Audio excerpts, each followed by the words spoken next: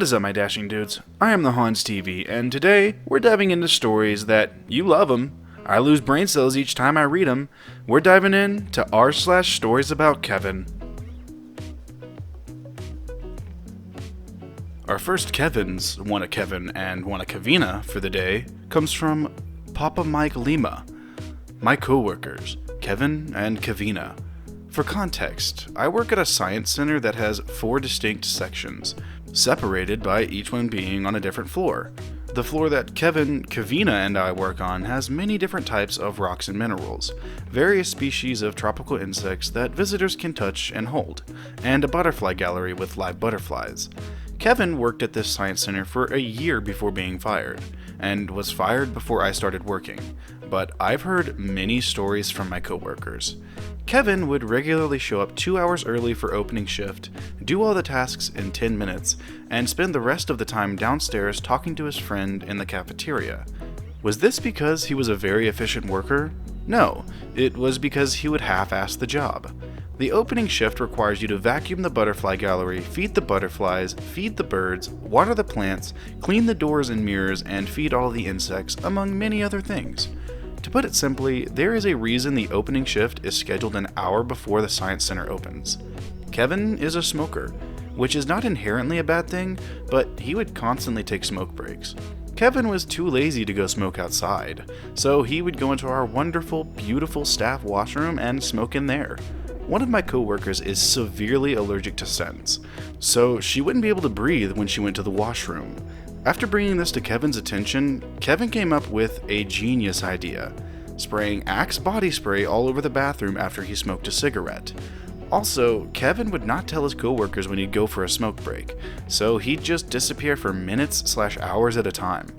When Kevin's coworkers went for their lunch break, Kevin would sit behind the desk and text. When visitors asked about holding the insects, he would say that it wasn't happening at that moment because he just didn't want to.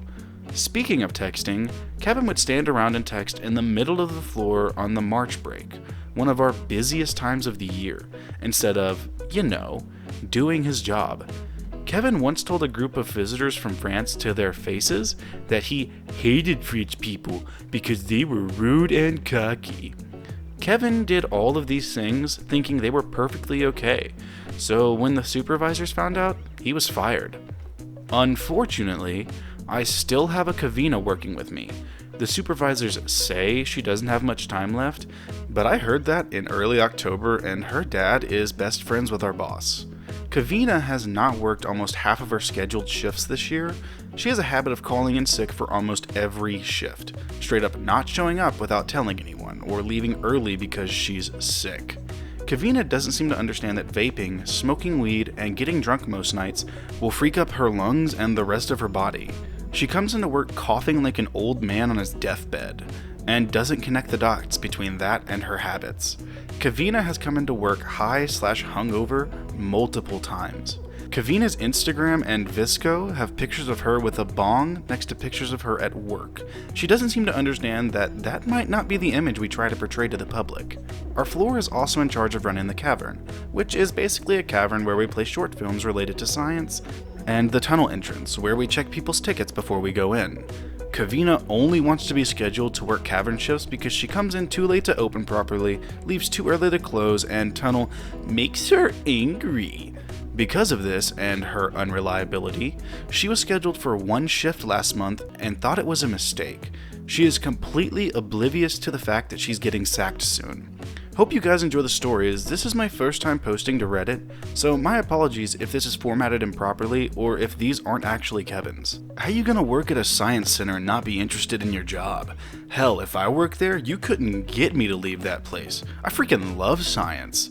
But yes, OP, these do count as Kevin's. Our next Kevin for the day comes from My Heels Will Crush You. Kevin ruins a brand new 1000 plus uniform because he can't understand simple directions. Kevin, real name is actually Kevin, I wish I was joking, is a bass drum in our marching band. In addition to former band felonies, always being late to rehearsal, not knowing how time signatures work, dropping his drum on a daily basis, Kevin has committed a new and worse crime. After 12 hard years of constant fundraising, our band finally bought new uniforms to replace our old ones from the 90s. These were not cheap. Each uniform came with a cost of about $1,000, not including the price for hats, gloves, and shoes. Because of the new uniforms, our band director drilled into us the no eating in uniform rule, a simple enough rule to follow, especially if we heard it dozens of times a day. Our last competition of the year was in a large football stadium, and due to some timing issues, we wouldn't be allowed to take our uniforms off between our performance and when we had to leave. Therefore, we would all have to wait an hour or so until we could get back to the bus and eat the dinners we had packed. Kevin had different ideas. Apparently, he had shoved money in his uniform before performing and used it to purchase a large serving of barbecue chicken wings. He then proceeded to eat them in uniform, and was completely clueless to the giant orange stain going down the entirety of the front of his white uniform until my band director saw and freaked out. Needless to say, it was a fun time, and Kevin was extremely confused as to what he did wrong. Hopefully the dry cleaners can fix it. Our band is down a $1,000 uniform. I'm gonna be real with you, OP.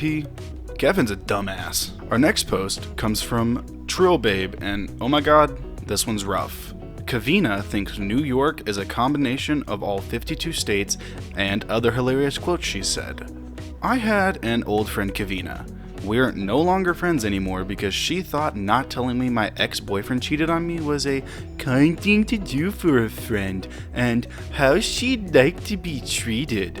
I miss her dumb sayings so much. I post a picture of me bleaching my roots on Instagram, and she asks me, OMG, are you going blonde? I've been blonde the entire time she has known me. Apparently she never noticed, and next time she saw me, complimented me on how good my new blonde hair looks and how she's always thought I'd look good as a blonde. When we were discussing music, she asked if we'd ever heard of Calvin Harris. Who hasn't? So we tried to make her happy and played one of his songs. She immediately got upset and asked us to turn it down and asked if it was screamo/death metal. She thought Arby's and Wendy's were the same restaurant. I don't know. She asked me if I knew what motorcycle gangs were. When I said yes, she started saying how adorable they are. She somehow thought the United States has 52 states. She said if she was homeless, she would simply put her Venmo and Cash App on her sign so people could send her money electronically. She thought lamb chops were beef. I wish I remembered more, but it's all I can think of right now. She's 21, and I have no idea how she thinks these things. I told y'all that one was rough.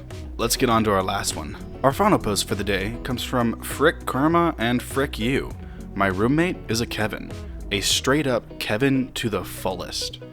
As is common with a lot of other Kevins you guys post in this sub, my Kevin, a good, sweet dude. He'll give you the shirt off his back without thinking twice, but this dude isn't the sharpest tool in the shed. In fact, if Kevin was an axe, he'd be so dull and blunt of an axe that you'd mistake him for a dang sledgehammer. In any case, I have to frequently remind myself how much of a good guy Kevin is because the crap he says and does is beyond frustrating to anyone in his presence, and I don't want to come off like a butthole. I bet that a few hours spent with Kevin could get even the enlightened Lord Buddha to break into a meltdown. All those years of meditation it took to reach nirvana down the drain. Frick being the Buddha. This is too much suffering, I need to get laid and have a smoke. Kevin needs to take out his driver's license whenever someone asks for his date of birth, and he will still mess it up. My date of birth is the 4th of the 16th month of 1993. So that's April 4th, 1993, right?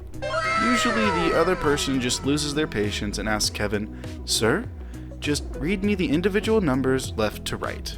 Kevin has never eaten Chinese food.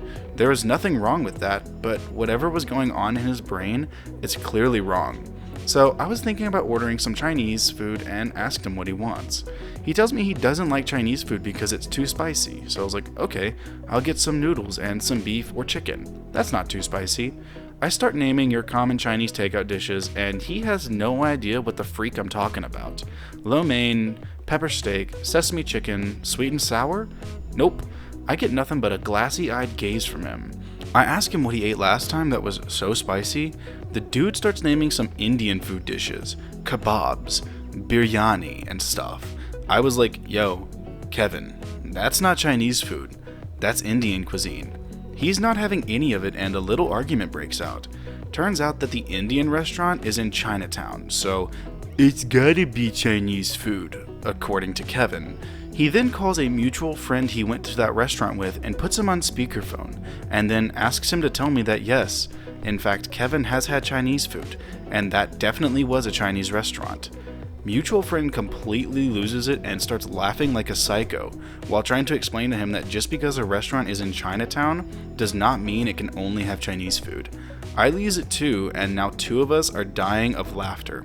Kevin's face turns all red in anger, and I could swear I saw his head swelling up ready to pop. Kevin drives for Uber, and so do I, as we both try to make our way in life. Now, Uber deposits your earnings into your bank account automatically at the end of the week. If you want your earnings before that, you can instantly cash out. Uber takes a 50-cent fee for each instant cash out. Kevin shows me that he has $1.83 in earnings and asks me how much will Uber take out if he cashes out right now. I tell him 50 cents. So if he does cash out right now, he will have $1.33 deposited in his account. Kevin says, "Oh my god, that's almost half my money. Tomorrow I'm planning to make $50, so I'll cash out and then so Uber will only take like $10 and give me $40. Uber is so greedy. If I cash out now, they take half of my money, but cashing out tomorrow, I only have to give way less than half of $50. At this point, my natural instinct is to educate the fool, but I know that if I attempt to do so, I'm entering into a world of hurt. I give it a shot. I tell him that no matter how much money he has in his earnings, Uber will only take 50 cents for each cash out. If he cashes out now, Uber takes 50 cents from $1.83 to give him $1.33.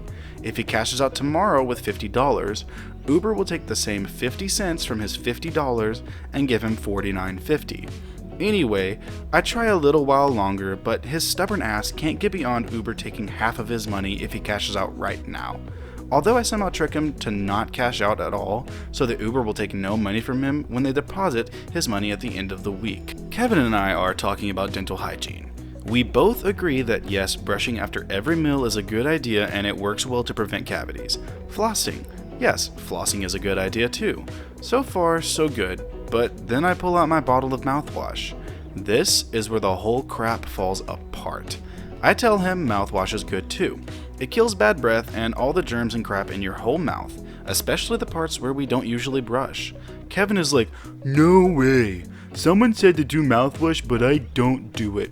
I never do it because it's just a way for the dentist to make more money. It has chemicals and stuff in it that messes up your teeth and helps the germs to make even bigger cavities, rotting your teeth. They want you to mess up your teeth so you can go back to them and give them your money." At this point, I'm flabbergasted as freak, and I ask him where the hell he got that idea from. I show him my mouthwash bottle and how it says it's antiseptic, which means it kills germs. It prevents gum disease, gingivitis, and all those other oral diseases. But nope, Kevin is not having any of it. He's full of confidence that he knows it's a conspiracy for them to get our money, and all that antiseptic prevents gum disease stuff on the bottle is a lie. Never use mouthwash because it destroys teeth. Now I'm like, okay, so what about toothpaste? Look, this toothpaste says it's whitening and it's anti-cavity. If the dentists and all these companies wanted to freak up our teeth, then they would put tooth-harming chemicals in our toothpaste too. If we can't trust the mouthwash, then how are we supposed to trust the toothpaste? Look, the toothpaste and my mouthwash are both made by Colgate. It's the same dang company. Kevin then takes the tube of toothpaste and starts reading the crap written on it. I can see like maybe 2 brain cells light up about 10 seconds later as he has a eureka moment.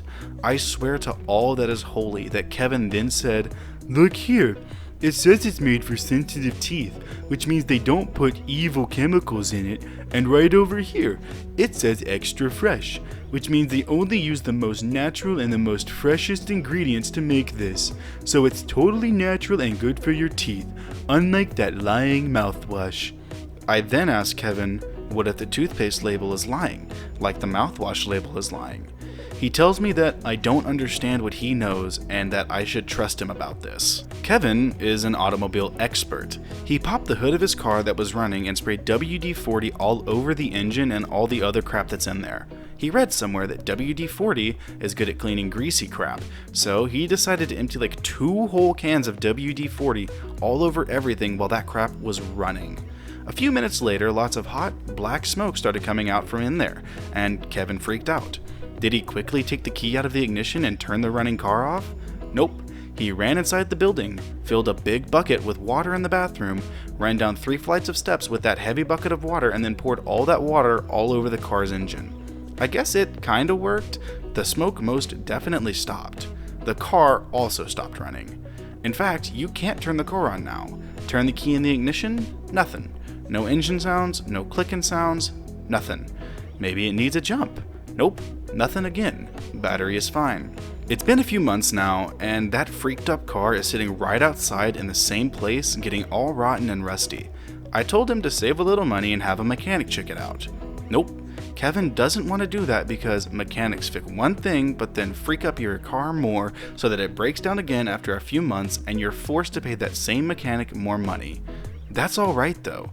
Kevin is confident he can fix it himself. Because Kevin is so confident that he can fix his own car, he walked into an AutoZone and asked an employee to give him the tools that are for fixing cars. "What specific kinds of tools, sir?" says the unwitting AutoZone employee. "All the tools that are used by mechanics to fix cars when they are not working." Kevin walked out of there with no tools, but he was definitely angry that AutoZone was freaking with him. They just want his money. A few months ago, Kevin went to visit his uncle in another country. Before he left, he asked me what kind of gift he should get for his uncle.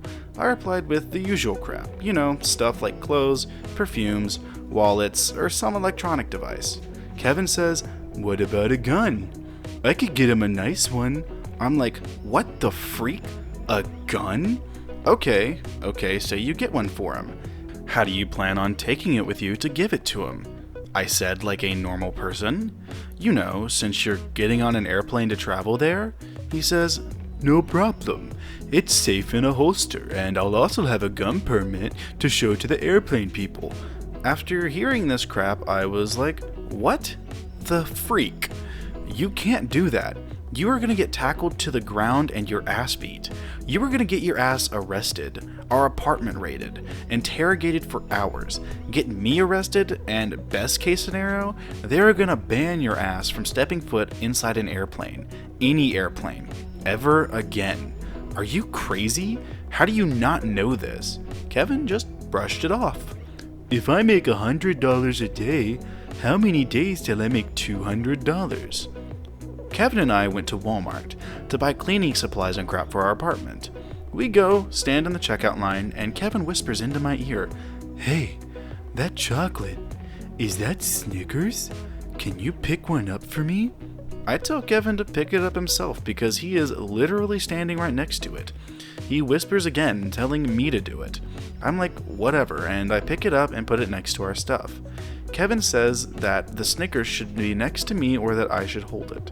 At this point, I'm like, WTF? Do you want the stickers or not? Why are you whispering in my ear? What's wrong with putting that dang Snickers bar right next to the other crap we are buying?